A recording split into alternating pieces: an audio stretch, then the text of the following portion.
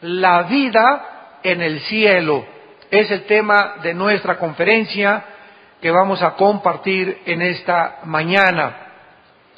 En el Evangelio de Juan, capítulo 14, versículos del 1 al 4, estas palabras de Jesucristo, el Hijo de Dios, fueron dadas a sus discípulos en la víspera de su muerte. Juan 14, 15, 16, 17 son capítulos donde Cristo les da ahora sí que las últimas palabras o el último testamento que les compartiría antes de irse. Cristo sabía que sus discípulos aún tenían muchas dudas como las tienes tú y como las tengo yo. Y aun cuando Cristo había hecho milagros y había hecho cosas increíblemente maravillosas como sacar demonios, sanar enfermos, darle vista a los ciegos, caminar sobre el agua, resucitar a los muertos, Él sabe que en nuestra naturaleza aún persiste la incredulidad, la duda, la incertidumbre. Entonces Cristo, sabiendo que Él iba a dejar este mundo y los discípulos se iban a quedar solos, les comienza a pronunciar, les comienza a describir la vida en el cielo y a compartirles este mensaje de motivación, de ánimo, de consuelo que necesitamos también nosotros en la época en que estamos viviendo. Y lo primero que Cristo les dice en Juan capítulo 14 es que no permitieran que su corazón se turbara. No se turbe vuestro corazón. Esta palabra turbar, tarazo, con T de tío, en el griego, tarazo, significa agitarse, estar en una situación de incertidumbre, de intranquilidad. En otras palabras, no permitamos, en primer lugar, que ningún acontecimiento en el mundo, guerras o rumores de guerras, caída o levantamiento del petróleo, caída o levantamiento del dólar, tsunamis, terremotos, crisis económicas, no permitamos que ninguna situación a nuestro alrededor nos quite la paz. La paz interior que Él al entrar a nuestra vida nos dijo que nos la dejaba. Mi paz les dejo. O sea, no se iba Cristo y se iban a quedar solos. La presencia del Espíritu Santo dentro de sus discípulos, dentro de tu vida y dentro de mi vida, es con el propósito de tener dentro de nosotros un consolador. Porque la palabra consolador, paracletos en el griego, que se traduce abogado, significa alguien que es llamado al lado de otra persona para motivarlo, animarlo, ayudarlo a salir de las pruebas. Entonces Cristo se fue hace 2000 años, pero en todos aquellos que le hemos seguido, nos ha dejado dentro de nuestro corazón al Espíritu Santo. Y el Espíritu Santo tiene el propósito de consolarnos hasta que muramos y lleguemos a su presencia, de confortarnos, de animarnos, de poder darnos esa necesidad que tenemos de ánimo para vivir, para poder aguantar hasta el día de nuestra muerte. No permitan que nada les quite la tranquilidad, la paz interior, ningún acontecimiento a nuestro alrededor. ¿Por qué? Porque si creemos en Dios, es exactamente igual que creer en Jesucristo. Porque el Padre y Dios son la misma persona. El Padre y yo, dice Juan 10, uno somos. Así que, teniendo en cuenta que Cristo bajó del cielo a la tierra y caminó entre nosotros y dijo que el que lo veía a Él había visto al Padre y que las palabras que Él hablaba no eran de Él, eran del Padre. Los milagros que Él hacía no los hacía Él, los hacía el Espíritu Santo a través del Padre dentro de su vida. Los demonios que Él sacaba, los sacaba el Padre. Cristo no hizo nada que el Padre no haya hecho a través de su vida. Simplemente Él fue como un guante donde Dios entró y cuando movía un dedo, era el Padre el que movía. Cuando Cristo hablaba, era el Padre el que hablaba. Cuando Cristo caminaba, era el Padre el que caminaba. Totalmente rendido como un guante, o como mi mano dentro de un guante, ante la voluntad del Padre. No se turbe vuestro corazón. Si creemos en Dios, creamos también que todo lo que Cristo dijo fue verdad. Ahora en el versículo 2 al 4, comienza Cristo a describirles que en la casa de su Padre, y sabemos que el Padre vive en el tercer cielo. Vamos a ver más adelante que hay 3 cielos en la Biblia: el cielo atmosférico, número 1, 2, el cielo cósmico de los planetas y las galaxias, y número 3, el tercer cielo, donde hay un trono. Donde Isaías, donde el apóstol Juan vieron a Dios sentado en un trono en el tercer cielo, gobernando todo el universo que Él creó. Así que Cristo está describiéndonos que en el tercer cielo, no en el cielo atmosférico, no en el cielo galáctico, sino en el tercer cielo, hay muchas habitaciones. ¿Ustedes se han hospedado alguna vez en el hotel Fiesta Americana, o en el hotel Maya Palace de Acapulco, o en el hotel Princess de Acapulco, o en Las Brisas, o en algún hotel así como jamás los han visto en la costa francesa, en la Riviera Francesa, o en Las Vegas, por ejemplo, también, donde están los mejores hoteles del mundo, y que entras y ves persianas increíblemente tejidas, candelabros franceses, tapetes persas, una iluminación maravillosa, unos jardines botánicos que dices, Dios mío, cuántos miles de dólares les costarán, una cama donde llegas y casi flotas en la cama, aire acondicionado, te dan tu bata, te dan aire acondicionado, te dan todo, y decimos, ¿verdad, Señor, que aquí nos agarra el rapto? Bueno, si nosotros pudiéramos imaginarnos el confort que podemos encontrar en el mejor hotel donde tú te hayas hospedado, imaginémonos cómo va a ser la habitación que vamos a tener en el cielo. Y de eso se trata este mensaje, cómo vamos a vivir y cómo es el cielo. Entonces, hay muchas habitaciones en el cielo para nosotros. Y Cristo dice, si así no fuera, o sea, si no hubiera muchos lugares donde vamos a vivir en el cielo, entonces Él nos lo hubiera dicho. Pero nos los está diciendo para que creamos que es verdad sus palabras. Entonces Cristo le dice a los discípulos que Él iba a dejar este planeta con el propósito simplemente de prepararnos nuestra habitación.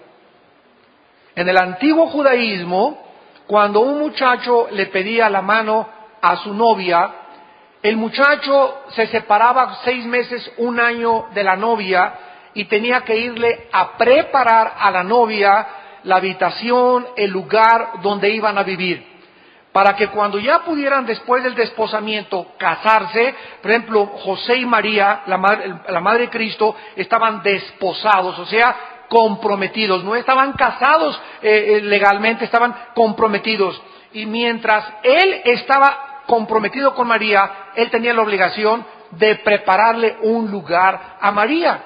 Entonces, es exactamente este retrato el que Cristo toma. Él ha ido al cielo a preparar el lugar para que cuando resucitemos y vayamos con Él, podamos nosotros saber que durante todo este tiempo, estos 2000 años, ¿qué está haciendo Cristo sentado a la diestra del Padre, viviendo para interceder por nosotros, y al mismo tiempo, imagínense, 2000 años preparándonos una cama, preparándonos un cuarto, preparándonos una mansión, preparándonos, ni nos vamos a imaginar las flores que vamos a ver, las luces que vamos a ver del lugar que Él nos está preparando.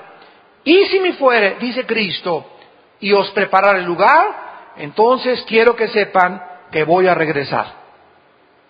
Vendré otra vez. Ya vino la primera vez, nos promete que va a regresar la segunda vez. Y cuando Él venga la segunda vez, viene a tomarnos.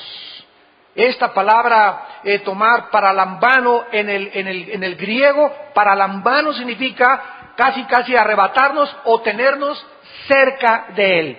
Viene por nosotros, viene a tomarnos para que a donde Él, desde el momento de nuestra resurrección, esté, nosotros estemos por toda la eternidad con Él. ¿Y sabéis a dónde voy? ¿A dónde fue Cristo? A la casa de su Padre. Entonces, sabemos el camino. ¿Cuál es el camino para llegar a Dios? La persona de Jesucristo. Porque Él dijo, yo soy el camino, yo soy la verdad y yo soy la vida. Existen miles de ateos en el mundo que creen que con la muerte se acaba la existencia del ser humano, por lo que simplemente viven para esta vida, jamás pensando en la eternidad. Los ateos dicen es que el universo es eterno, todas las cosas han estado como están y seguirán como están desde que las cosas existen, cuando los mismos principios de la primera y la segunda ley de la termodinámica, para que se lo expliques a tu maestro ateo, los principios de las leyes físicas de la termodinámica niegan que el universo pueda ser eterno. El universo tuvo un principio, dice la Biblia, en el principio Dios creó los cielos y la tierra. Y si hubo un principio, tiene que también haber un final. Las mismas leyes del universo nos muestran que el Sol está perdiendo millones de toneladas masa por segundo. Todo tiende al deterioro, todo se está descomponiendo, todo tiende a marchitarse, a descomponerse, a degradarse. Es la ley que se llama también en la física de la entropía. Entonces, las personas que no tienen la esperanza de poder volver a vivir, viven para esta vida. No tienen ninguna seguridad, no tienen ninguna esperanza, no tienen ningún destino, simplemente vivir para esta vida. Sin embargo, Dios nos mandó a Jesucristo a enseñarnos en Juan capítulo 5, versículo 28 al 29, que están muy equivocados. Que Jesucristo, que bajó del cielo, nos dice estas palabras, Juan 5, 28. No se maravillen de esto, porque vendrá hora cuando todos los que están en los sepulcros oirán su voz, y los que hicieron lo bueno saldrán a resurrección de vida, mas los que hicieron lo malo a resurrección de condenación. Vemos pues que solo hay dos lugares después de esta vida. No hay reencarnación como inventaron los filósofos, los budistas, los maometanos, los lamas de la India, del Tíbet. No hay reencarnación. No vamos a regresar a meternos a una cucaracha, ni a una vaca, ni a un chango para seguir evolucionando. Es curioso, a propósito de la reencarnación, que la filosofía de donde surgió la reencarnación, la India, sea la nación más pobre del mundo.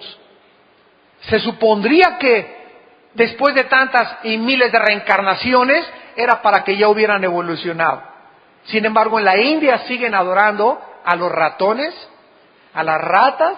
La gente come en la India junto a los ratones y los deja que coman su comida porque son sagrados. Las vacas son sagradas y así es el retraso cultural y el paganismo de alguien que inventó y que surgió de esa área geográfica de que existe la reencarnación. Y los tontos en el occidente se lo creyeron. No hay transmigración de las almas, no existe el limbo, un lugar que inventa una religión, que si tú no bautizas a tu niño chiquito, se va al limbo de donde lo sacaron. No, ni siquiera está en la Biblia del Mormón, ni en la Biblia de los Testigos de Jehová, ni en la Biblia católica. Es un invento que se sacaron de la manga. Cuando tú a un niño no lo bautizas, dice la Biblia, se va al cielo. No existe tal cosa como un lugar que se llama el limbo. No existe, en cuarto lugar, el purgatorio.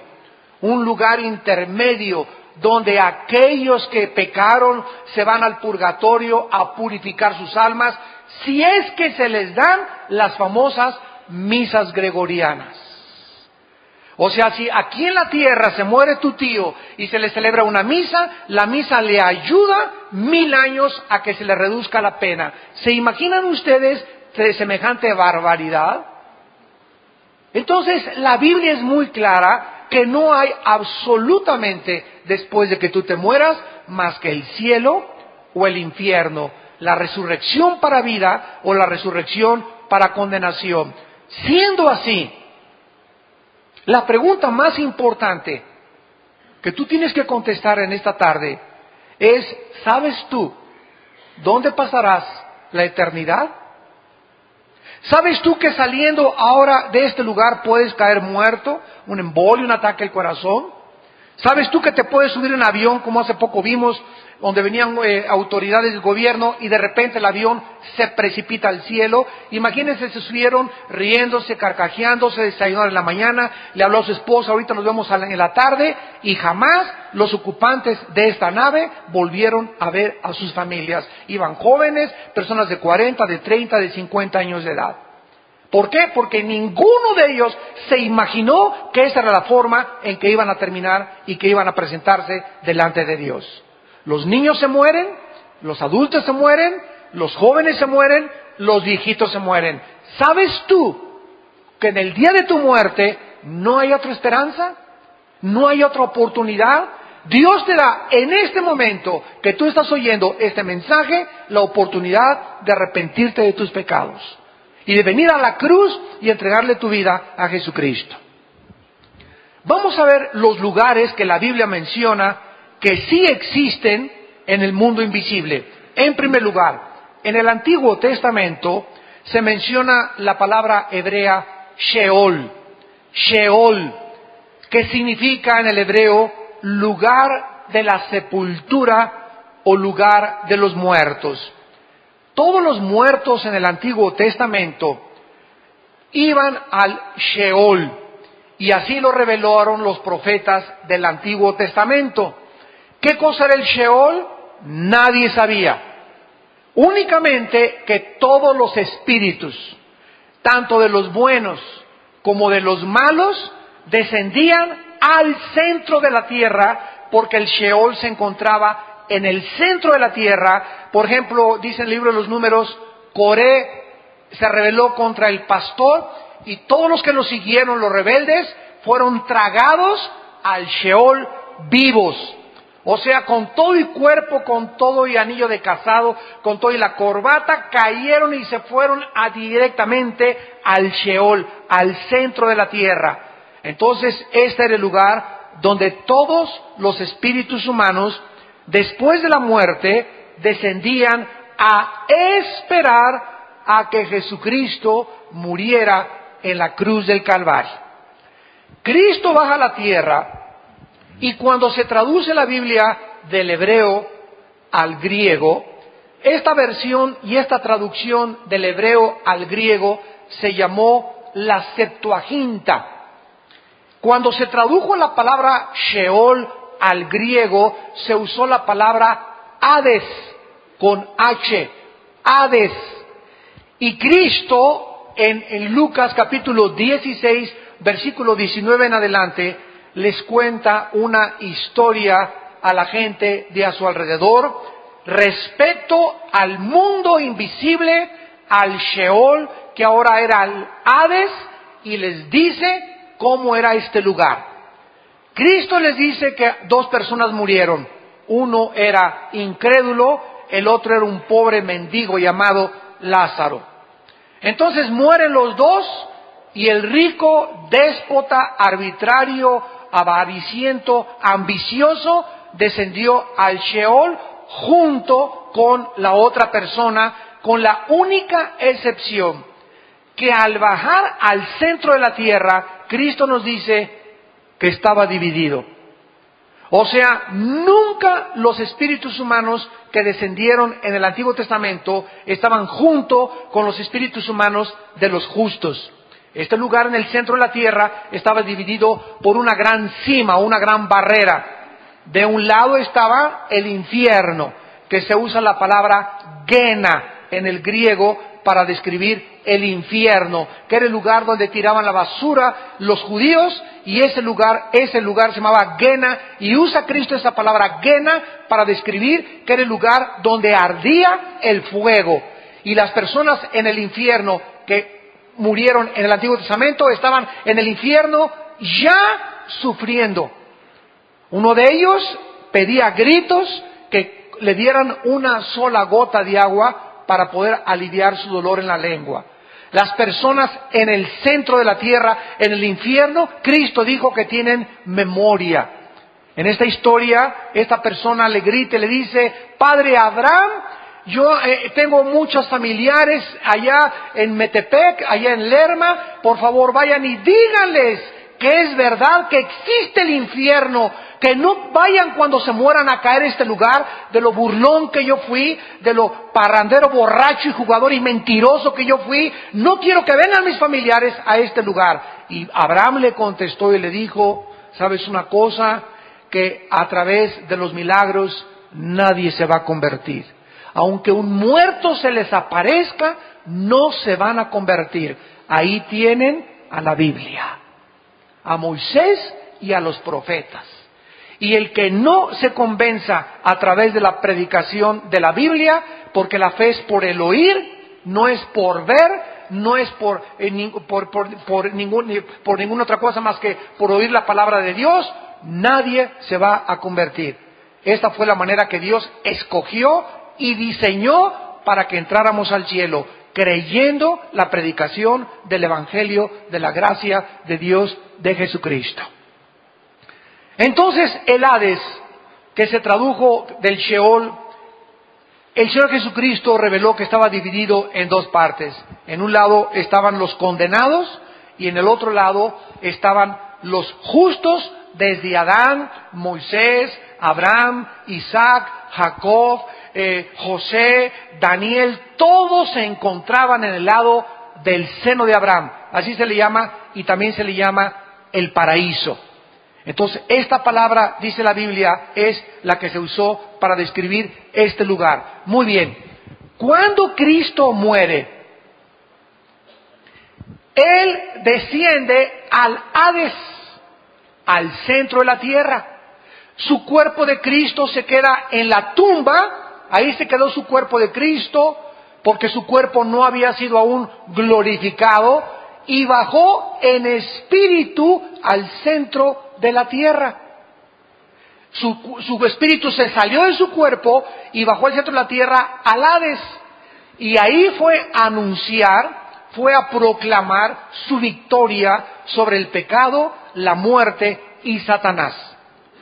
3 días estuvo Cristo en el Hades, y a los 3 días Cristo, a todos los que se encontraban en el lado del seno de Abraham, en el lado del paraíso, a todos los justos, los tomó Cristo, y cuando resucitó Cristo, se los llevó con Él hasta el tercer cielo. Efesios capítulo 4. Subiendo a lo alto, se llevó cautiva a la cautividad. Y se presentó en el tercer cielo ante su Padre con todos estos millones de justos que habían creído el Evangelio en el Antiguo Testamento a través de la fe y de la gracia de Dios, y ahora se quedaron allá en el cielo. Y de Cristo a nuestros días, desde la resurrección de Cristo hace 2000 años hasta nuestros días, todos los espíritus humanos que se mueren sin Cristo siguen descendiendo al centro de la tierra, al Sheol, al Hades. Ahí sigue estando, aquí en el centro de la tierra, el infierno. Hace algún tiempo yo había escuchado que habían sacado unas grabaciones de unos geólogos que habían metido unas sondas y habían tratado de entrar lo más que se pudiera al centro de la tierra, y escucharon gritos como de encadenados, gritos de desesperación. Y hace poco leí de un hermano cristiano con un hombre bastante serio y con una integridad del ministerio, que me dijo que había otro equipo de personas que en el Triángulo de las Bermudas, el oceanógrafo Jacques Cousteau escribió en sus memorias, que es uno de los oceanógrafos más importantes, que cuando descendieron en el Triángulo de las Bermudas, que es un triángulo que está en el Mar Caribe, que es un triángulo con Cuba, las Bahamas y Miami, que se llama ese triángulo, que han desaparecido barcos y han desaparecido aviones. Ahí se encontraron, en el fondo metieron la sonda y fue donde descubrieron los gritos de personas, eran como gritos de humanos que gritaban y como de encadenados. Que nos muestra, ¿verdad? Yo lo creí, porque la Biblia dice que una de las entradas al infierno es ahí, en el Triángulo de las Bermudas. ¿Dónde lo dice? En Isaías capítulo 27. Que Satanás es la serpiente del mar. La serpiente que se mueve en el mar. Y entonces, si el centro de la tierra es el lugar del infierno actualmente, tiene que haber salidas. Y una de las salidas del infierno son los volcanes también. Por eso siempre sale de los volcanes lava, azufre y fuego, que de acuerdo a la Biblia son los elementos que componen el infierno. Muy bien, tenemos en tercer lugar otro lugar invisible que la Biblia llama el Tartarus, segunda de Pedro 2:4. Segunda de Pedro 2:4. Veamos todos estos lugares importantes, invisibles, donde se encuentran ángeles o demonios o espíritus humanos. Y antes de ver esta palabra en segunda de Pedro capítulo 2, quiero recordarles lo siguiente. En el infierno, en el centro de la tierra, no se encuentra Satanás, ni tampoco ningún demonio. Así que no vayan ustedes a seguir creyendo ese cuento, ¿verdad?, de que se quemen con los demonios en el infierno. Los espíritus humanos se encuentran en el infierno nada más. Vamos a ver ahorita que los ángeles tienen otra prisión que se llama Tartarus y los demonios tienen otra prisión que se llama el abismo. Y son totalmente palabras diferentes en su etimología, y también la descripción que la Biblia hace es diferente del infierno. Así que vamos por orden. En el infierno ahorita no hay más que espíritus humanos. A lo mejor ahí está tu tío, o tu abuelo, o tu padrastro, o tu papá, o tu exesposo, o tu exesposa, o algún hijo tuyo que se murió sin Cristo, yo no sé. Pero solo se encuentran ahí espíritus humanos. El Tartarus, en segunda de Pedro capítulo 2, versículo 4, se tradujo infierno de una forma equivocada. Porque si Dios no perdonó a los ángeles que pecaron, sino que arrojándolos al Tartarus, y los traductores lo pusieron como infierno, cuando la única palabra que se traduce infierno es el Gena. ¿Cómo sabemos esto? Lo vamos a ver adelante. Dios no perdonó a los ángeles que pecaron, los arrojó al Tartarus, así dice el original griego. Y vean lo que dice: a prisiones de oscuridad para ser reservados al juicio. ¿A qué ángeles se refiere el apóstol Pedro? Porque cuando Satanás se rebeló y encabezó la rebelión, se llevó a la tercera parte de los ángeles. Entonces tenemos en el universo una tercera parte de ángeles. Los ángeles no son demonios. Los demonios son criaturas diferentes a los ángeles caídos. Lo vamos a ver también. Satanás se rebela y se lleva a la tercera parte de los ángeles. Se quedan del lado de Dios 2/3 partes. Entonces hay una tercera parte contra 2/3 partes en el universo de ángeles malos contra ángeles buenos. Entonces superamos los ángeles de Dios a las huestes de Satanás. Gracias a Dios. Son más ángeles que se quedaron con Dios que los ángeles que se rebelaron. Cuando Satanás se rebeló contra Dios y se llevó a la tercera parte de los ángeles, se partió el corazón de Dios. Pero Dios les había dado el libre albedrío, como te lo dio a ti, como me lo dio a mí. No podía decirles, no, por favor, no se vayan, quédense con nosotros. Él no podía hacer eso porque somos responsables de nuestras decisiones y de las consecuencias de las decisiones que hacemos. Y desde entonces, desde esa rebelión, surgió la rebelión en el mundo. Y así cualquier persona que se rebela contra la autoridad, le parte el corazón de Dios. Y los rebeldes que siguen al rebelde son infectados exactamente de la misma forma del que encabezó la rebelión. Y eso le parte el corazón de Dios y no hay perdón hasta que esas personas regresan arrepentidas y se someten otra vez a la autoridad. Mientras no haya este arrepentimiento y este regreso a la sumisión a la autoridad, no puede haber perdón. Porque el que encubre sus pecados no prosperará. Mas el que los confiesa y se aparta y deja el camino de la rebelión, alcanzará la misericordia.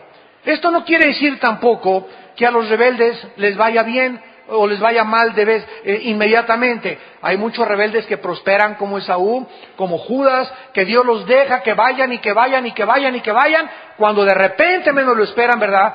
Cae el juicio de Dios. Pero el hombre no puede ser engañado, lo que nosotros sembramos tenemos que recoger. Veamos pues este lugar de los ángeles que pecaron y no son los que cayeron con Satanás. Porque si todos los ángeles estuvieran ya en las prisiones, Apocalipsis 12 dice que en la última guerra final peleará Miguel y sus ángeles contra Satanás, el dragón y sus ángeles. Entonces, de esa tercera parte que se rebeló contra Dios, hay otro grupo de ángeles que después de esa rebelión pecaron otra vez contra Dios, pero de una forma todavía mucho más grave, donde Dios los tuvo que sacar del espacio y meternos a este lugar que se llama el Tartarus para que esperaran el juicio. Y estos ángeles son los ángeles de Génesis capítulo 6, que son los que vieron mujeres humanas y de alguna forma se mezclaron con las mujeres humanas. No sabemos qué tipo de mezcla hubo. Lo único que sabemos ahora, a la luz de la ciencia y de la genética, es que Satanás y los ángeles y los demonios tienen un conocimiento de la genética humana sobrenatural. Estos ángeles en Génesis 6 pervirtieron la genética humana. ¿Cómo lo sabemos? Porque versículos más adelante, versículos 4 y 5 de Génesis 6, nacieron de repente gigantes de 4 o 5 metros de estatura. Y eran deformes. Estos no los creó Dios. Hubo una deformación genética donde estos gigantes medían 4 o 5 metros y tenían 12 dedos en las manos y tenían 12 dedos en los pies, de acuerdo a 2 de Samuel capítulo 21. Y estos gigantes son los que se pusieron en la frontera cuando Dios iba a introducir a su pueblo a Canaán. Se pusieron en la frontera y espantaron a los israelitas para que no entraran a la tierra de Canaán. Y cuando mandó Moisés 2 espías para poder entrar a Canaán, regresaron los espías. Oye, Moisés, increíble, son gente que parecemos langostas comparados con ellos. En el hebreo se usa la palabra refaítas, que se tradujo gigantes porque venían de Rafá, otra de las tribus que poblaron Canaán. Casi todo Canaán eran gigantes. Los somsomeos, los rafaítas, bueno, todo estaba poblado casi de gigantes, y esto fue lo que espantó al pueblo de Dios. Son demasiados gigantes, no podemos con ellos. Cuando más adelante, ¿se acuerdan ustedes de David? Un muchacho que cantaba a Dios, santo, santo, alabado sea el Señor, con su arpa, y de repente le dice a su papá David, oye, ve al campo de batalla, porque todos están paralizados por el temor, nadie quiere moverse, porque hay un gigante llamado Goliat, que ha retado al ejército de Saúl y les ha dicho: a ver, ¿quién en 40 días les doy para que me presenten a un guerrero? Y si él me vence, y nosotros nos rendimos a ustedes, y si no, ustedes serán esclavos de nosotros. Y nadie, ni el rey Saúl, ni los guerreros de Saúl, estaban espantados. Nadie quería enfrentarse con Goliat. Y cuando David entra al campamento y oye al gigante retando al pueblo de Dios, gritando, insultando al pueblo de Dios, blasfemando al pueblo de Dios y al Dios de los ejércitos, le da la comida a sus hermanos y se presenta con Saúl y le dice: Saúl, déjame ir a pelear contra ese incircunciso filisteo, hijo de María Bonita, que vas a ver lo que le va a pasar. Sí, cómo no, David, bueno, ya ahorita recurrimos a ti como última esperanza, pero ponte tu armadura. No, qué armadura ni qué nada. Yo no necesito ninguna cosa humana. Este pleito es espiritual. Este pleito no es de lanza contra nada. Señor, tú en el pasado los osos querían a tus ovejitas morderlas, y yo agarré la onda y maté al oso y maté al león. A esta onda, que la sé mejor manejar que la espada y que la lanza, va a ser contra ese incircunciso. Yo voy a él en el nombre de Jehová de los ejércitos. Y David se enfrenta a Goliat y le clava la piedra exactamente en el lugar vulnerable que tenía y que no lo tenía protegido. Desde entonces todos los cascos militares los hicieron así, protegiéndoles la frente. Y eso es verdad, ¿eh? Todos se acordaron de Goliat. Entonces vemos, ¿verdad?, de qué forma es David. Y Goliat tenía 5 hermanos, de acuerdo a 2 Samuel 21, y ustedes leen la vida de David. David fue el hombre que mató al primer gigante y que acabó con todos los gigantes. Y es interesante que David, cuando se acercó a Goliat, juntó 5 piedras. 5 es el número de la gracia. En otras palabras, cuando David se enfrentó a gigante, dijo esto cuando metió las 5 piedras: si me salen los 4 hermanitos, a los 4 me los echo también. Fue profética la batalla entre Goliat y David. Los gigantes habitaron durante 1000 años, de acuerdo a la Biblia. 1000 años poblaron el planeta Tierra los gigantes. ¿Quién cargó las pirámides de Egipto? Que pesan 2,5, 6 y 8 toneladas cada una. ¿Quién pudo haber puesto las pirámides que están orientadas a los signos del zodíaco en el cielo? Tanto las pirámides de Egipto como las pirámides de Teotihuacán y la de los mayas están orientadas, y cuando sale el sol tienen el equinoccio perfecto de acuerdo a la astronomía. ¿Quién les reveló? Escuchen esto: no existe ningún historiador, ningún paleontólogo, arqueólogo, que nos pueda decir quién construyó las pirámides, ni la edad de Keops, Kefren y Miserino, las principales pirámides de Gizá. ¿Por qué? Porque no se sabe quién las construyó ni cómo las construyeron. Las personas que las hayan construido, cómo cargaron una piedra de 2,5 toneladas y la llevaron. Bueno, han hecho, ¿verdad?, experimentos con troncos, poniendo las piedras. ¿De dónde las trajeron? ¿Cómo es posible que la piedra caliza que tiene las pirámides no se haya, es como un impermeabilizante increíble que le pusieron? Pero lo que más ha impresionado a los científicos, que permanece como uno de los misterios de la historia humana, es que ¿quién les reveló a los que construyeron las pirámides de Egipto? Escuchen, estamos hablando de hace más de 10,000 años. De hace más de 10,000 años. Pues no que veníamos de los cavernarios, no que el cavernario Galindo fue el primer cavernario, no que el hombre Piltdown, que el hombre Cromañón, y que fuimos evolucionando. Oigan, estamos hablando que hace 10,000 años las personas que construyeron las pirámides, igual que los mayas, tenían un conocimiento mucho más grande de la astronomía y de las matemáticas que en el siglo XXI. ¿Quién les reveló ese conocimiento astronómico? No tenían telescopios. ¿Quién les reveló ese conocimiento de los signos del zodiaco y de la orientación de los signos del zodiaco hacia el espacio? La Biblia nos muestra, ¿verdad?, que hubo influencia de esos gigantes. Y esos gigantes tenían conocimiento satánico. Y no hay ninguna otra explicación de la historia más que la Biblia y el tiempo que estos gigantes habitaron y poblaron la tierra por 1000 años. Solo ellos pudieron haber cargado esas piedras. Y lo más interesante es que los gigantes se están encontrando en ruinas arqueológicas en Sudamérica, en Asia, en África se están encontrando esqueletos de gigantes, o sea, habitaron toda la tierra. Y habitaron antes del diluvio y después del diluvio. Veamos pues que estos ángeles que se mezclaron en Génesis 6 con las mujeres fueron lanzados al Tartarus, y nos lo confirma el libro de Judas, que está antes de Apocalipsis. ¿Están aprendiendo algo? Más les vale. En Judas, para que ya no sigas con el Calimán, telenovelas, que el gurú me dijo, háganme el favor nada más, Walter Mercado, tu padrino.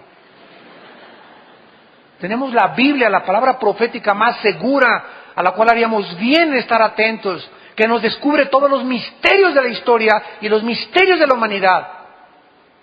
Si creen en Dios, crean también en mí, dijo Cristo. Estas palabras son fieles y verdaderas. En Judas, versículo 6 y versículo 7, nos explica sin lugar a dudas qué pasó en Génesis 6 y quiénes son estos ángeles. Y dice Judas, y a los ángeles que no guardaron su dignidad, sino que abandonaron su propia morada. La palabra oiketerios, que se tradujo morada, significa sus cuerpos. Estos ángeles de Satanás tenían asignado un lugar para vivir. Tal vez las estrellas o planetas, muchos dicen que el sol es una de las habitaciones de Satanás, pero estos ángeles abandonaron el lugar que Dios les asignó, cruzaron, transgredieron sus habitaciones y se metieron y bajaron al planeta Tierra hace miles de años. Abandonaron su lugar donde deberían vivir. A estos ángeles que dejaron sus habitaciones, Dios los ha guardado bajo oscuridad, en prisiones eternas para el juicio del gran día. Y estas prisiones se llaman el Tartarus, donde Pedro nos dice que son los ángeles que pecaron y que Dios los mandó al Tartarus. Es la única prisión que la Biblia describe de los ángeles. Y dice el versículo 7, para quitarnos cualquier duda, que estos ángeles, que son el sujeto de este contexto, como Sodoma y Gomorra, o sea, se comparan a estos ángeles con los habitantes de Sodoma y Gomorra y las ciudades vecinas, las cuales de la misma manera que aquellos. ¿Quiénes son aquellos? Los ángeles que están en el centro de nuestra discusión. Los habitantes de Sodoma y Gomorra hicieron lo mismo que estos ángeles, que hicieron, fornicaron. Fornicaron. Los ángeles pueden fornicar. Bueno, la palabra fornicar tiene varias y diferentes connotaciones.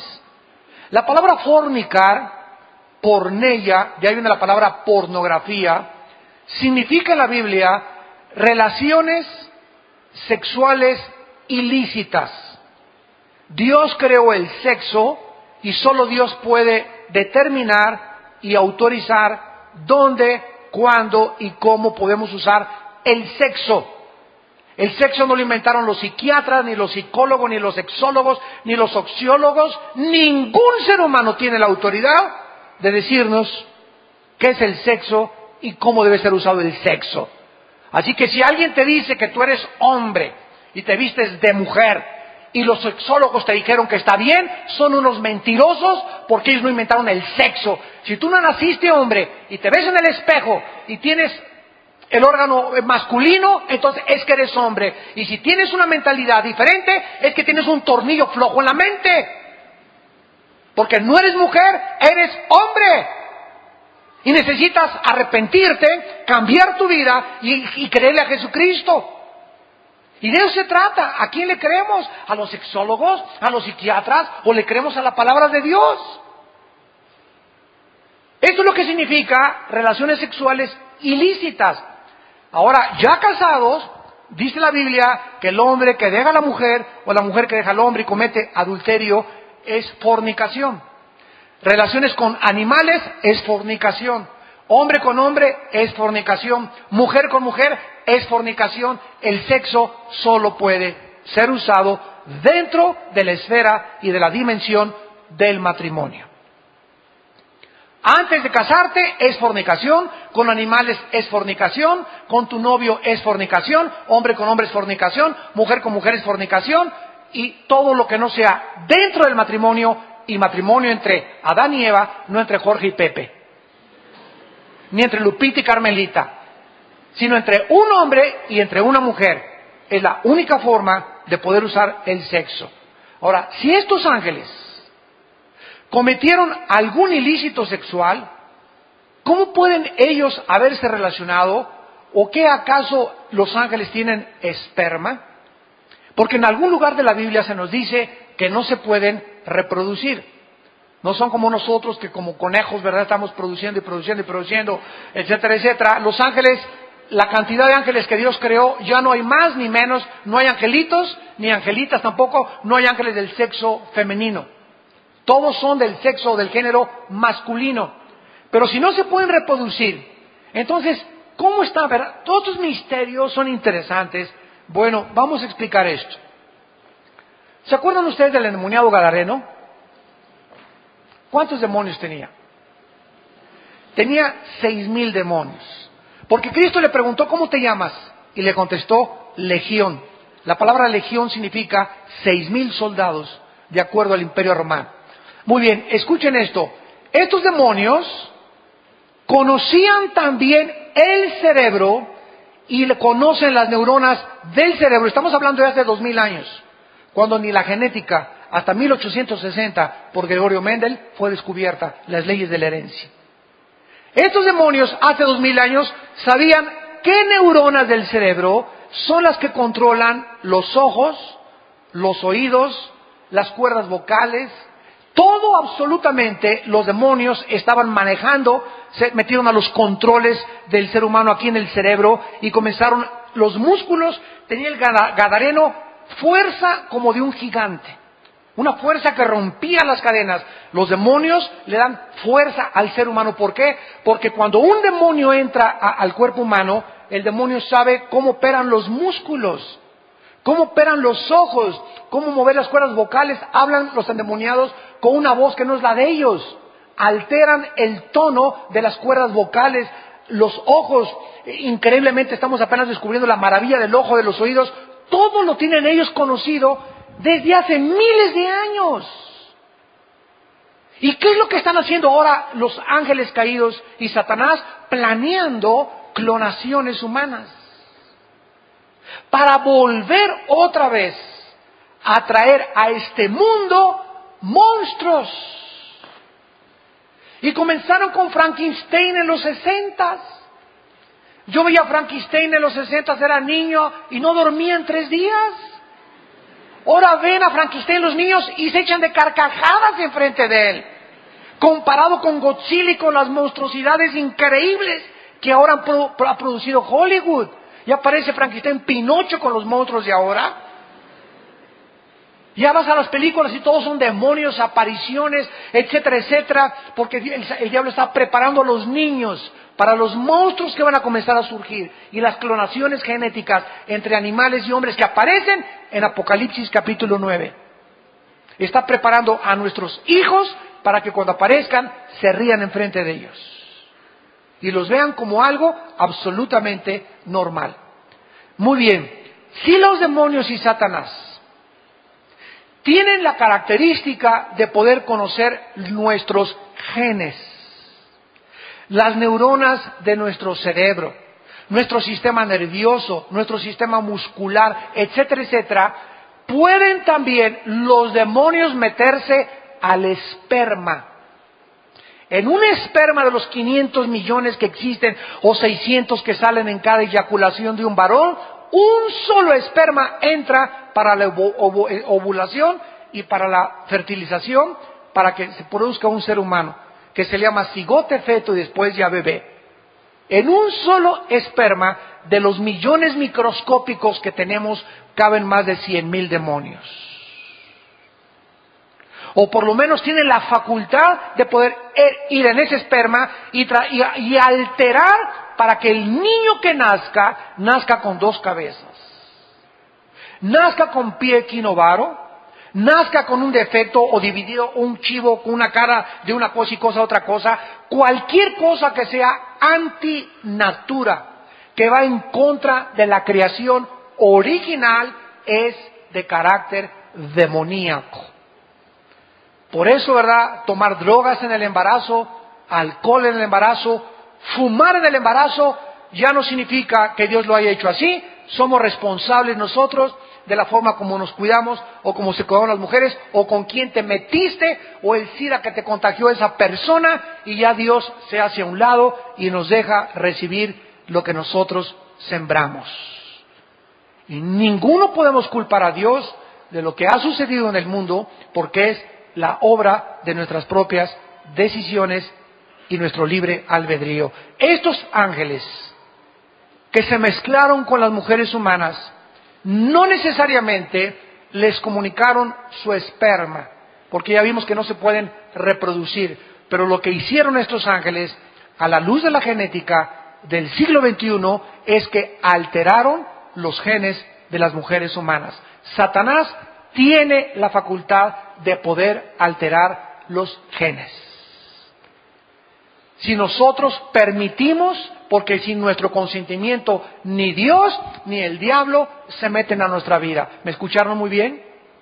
Ningún demonio puede tener nada con mi vida sin mi consentimiento. Cualquier actividad de los demonios en mi vida es porque yo les di permiso. Y cualquier cosa que Dios tenga con mi vida es porque yo se lo permití a Dios. Dios no viola mi libertad, ni tampoco los demonios. Esta es la característica donde el hombre decide y es responsable de cada decisión que hayas tomado en tu vida. No le eches la culpa ni a Dios, ni al diablo, ni a tu mamá, ni a la suegra, ni a tu papá que te violó, ni a tu madre, ni a tus hermanos, a nadie. La única razón por la cual tú eres como eres es porque tú has escogido ser lo que tú eres. Mi mamá fue prostituta. No tienes por seguir los pasos de tu mamá. Me crié en un hogar, bueno, Cristo te puede sanar. Y es más grande la gracia que las maldiciones que heredamos. Y finalmente, vemos nosotros que no solamente la Biblia nos demuestra esto, sino que nos demuestra también, gracias a Dios, que tenemos una casa intermedia cuando nosotros morimos. 2 Corintios capítulo 5, terminamos y dice la Biblia que cuando nosotros morimos, si tú mueres hoy en la noche, es muy importante este estudio. Si tú mueres hoy en la noche, amado santo que me escuchas, o santa, Santa Tomasa, o San Anselmo, si tú mueres hoy en la noche, tu espíritu y tu alma se salen de tu cuerpo y nos vamos derechito al cielo. Los ángeles de Dios vienen a recogernos. El momento en que cierras tus ojos y te desconectas de tu cuerpo y tu alma, porque el cuerpo, dice Santiago 2, no puede vivir sin el espíritu, en lo que le da vida al cuerpo es el espíritu. El momento en que tu espíritu se sale, el cuerpo se muere, se diagnostica que estás muerto, te entierran, te creman, no importa lo que te hagan, te vas a la tierra y tu espíritu y tu alma se van directamente al cielo con los ángeles escoltándonos, porque para pasar el primer cielo, que está ocupado por Satanás, es territorio enemigo, necesitamos guaruras que nos escoltan para poder, y se hacen a un lado los demonios, porque van los ángeles, que son más poderosos que los ángeles caídos, para llevarnos a la presencia de Dios. Cuando estemos allá en el cielo, se nos va a dar un cuerpo intermedio. Si tú mueres hoy en la noche, tu espíritu alma se va al cielo, mi espíritu se va al cielo, y cuando estemos en el cielo, como Cristo no ha bajado todavía a resucitar a los muertos, que es cuando se nos va a dar el cuerpo glorificado, mientras estamos en el cielo, 2 Corintios 5, dice Pablo, sabemos que si nuestra morada, miren cómo le llama Pablo al cuerpo, morada terrestre. Si nuestra morada terrestre, este tabernáculo, se deshiciere, tenemos de Dios un edificio, o sea, una casa no hecha de manos, eterna en los cielos. Por eso también gemimos, deseando ser revestidos, o sea, vueltos otra vez a vestir de aquella nuestra habitación celestial. Pues así seremos hallados vestidos y no desnudos, porque asimismo, los que estamos en este tabernáculo, o en esta casa, o en este envase, gemimos con angustia, porque no quisiéramos ser desnudados. Nadie quiere morir, ¿verdad? ¿Qué es la muerte? Simplemente que se nos va a quitar un traje. Esa es la muerte. Este traje temporal que tienes tú y que tengo yo, unos tienen traje de mujer, otros tienen traje de hombre. Y Dios te puso el traje de mujer y a otros les puso Dios el traje de hombre. Pero el que tiene el traje de mujer es espíritu y el que tiene el traje de hombre es espíritu, y los espíritus no tienen sexo. Simplemente Dios vistió a dos espíritus con un traje y a otro con otro traje porque a Dios le dio la gana para reproducirnos. Y aceptemos el traje que Dios nos dio y el traje que Dios te dio. Si eres mujer, acepta lo que eres. Si eres hombre, acepta lo que eres. Entonces, cuando se deshaga este traje, se nos va a vestir, vamos a tener el alma y el espíritu, que es la esencia de nuestro ser, vamos a estar vestidos con otro traje. Y con un traje temporal mientras Cristo desciende al mundo. Cuando Cristo venga en el rapto y resuciten los muertos, entonces vamos a resucitar y vamos a tener un cuerpo semejante al cuerpo de la gloria de Jesucristo. Un cuerpo sin sangre, un cuerpo sin deterioro celular, un cuerpo joven, eterno, radiante, que Rambo, ni que John Travolta, ni que nada, ni que Brad Pitt, ni que Tom Cruise, ni nada. Vamos a tener un cuerpo que va a durar por toda la eternidad, donde va a tener acceso a subir y bajar, vamos a volar. No me da tiempo de contarles todos estos detalles. Es infinito este estudio del cielo. Vamos a poder comer otra vez también. No lo explico sin sangre, pero Dios va a hacer otros, páncreas, otro estómago. No sé qué sistema de esófago y de digestivo va a ser Dios, pero no va a ser ya la sangre la que va a correr en nuestro cuerpo. Vamos a poder comer pez, vamos a poder comer miel. Vamos a reproducirnos. Isaías 65. Para que no digan el hermano está inventando, Isaías 65 dice claramente que vamos a reproducirnos sexualmente, vamos a seguir teniendo familia en el milenio. Muchachas, no se apuren. Muchachos, tranquilo, sereno moreno, hay chance todavía. Así que no se coman la torta antes de tiempo. Y todas estas cosas están prometidas para aquellos que en esta mañana le han entregado su vida al Salvador. Si tú en esta mañana no tienes a Jesucristo, yo te ruego en el nombre de Dios, por las misericordias de Dios, por la verdad que tú puedes, saliendo este día, o a lo mejor hoy es la última vez que Dios te ha hablado en tu vida, no endurezcas tu corazón. Está de por medio tu eternidad. No vas a poder tener otra oportunidad tal vez como la que Dios te da hoy. Hoy es el día aceptable, hoy es el día de tu salvación. Entrégale tu vida a Jesucristo y acepta por la fe el perdón de tus pecados y prepárate para el día de tu muerte. Oremos. Padre, gracias por tu palabra. Tu palabra nos dice, Señor, que el apóstol Juan vio un cielo y una tierra nueva. Porque el primer cielo y la primera tierra pasaron y el mar ya no existía más.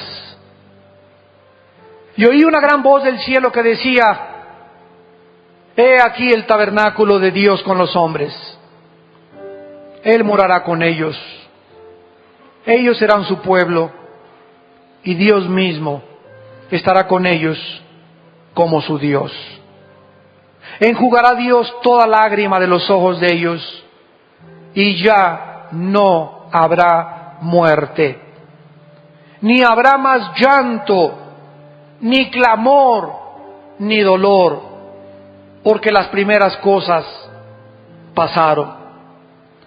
He aquí yo, dice el Señor, hago nuevas todas las cosas, porque estas palabras son fieles y verdaderas.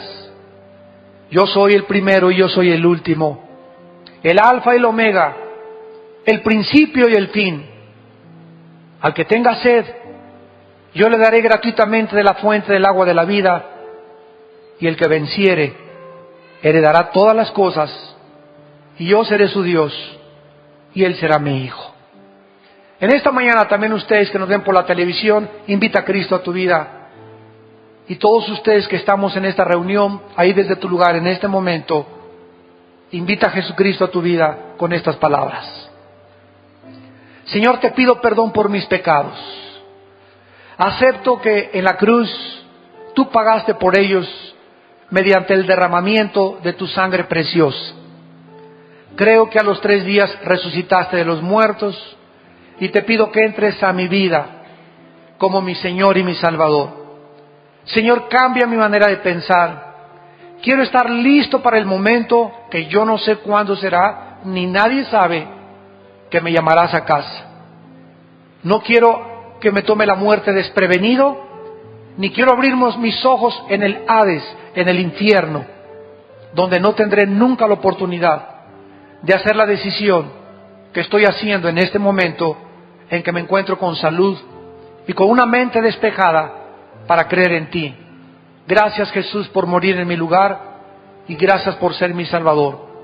Dame el poder de vivir para ti, en el nombre precioso tuyo, Señor Jesús. Amén.